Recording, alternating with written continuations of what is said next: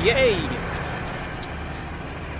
Training para sa 10 kilometers run ni Chillax Bikers sa September 8.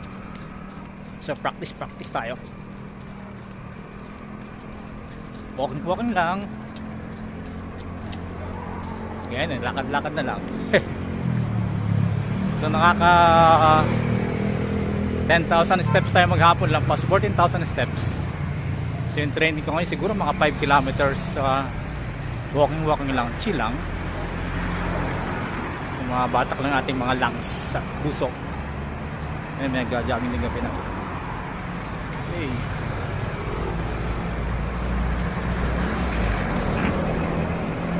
Sarap ng tulog natin ito. So tayo sa Panganiban Drive, 8 in the evening. Tapos bukas naman, tatakbo talaga tayo bukas.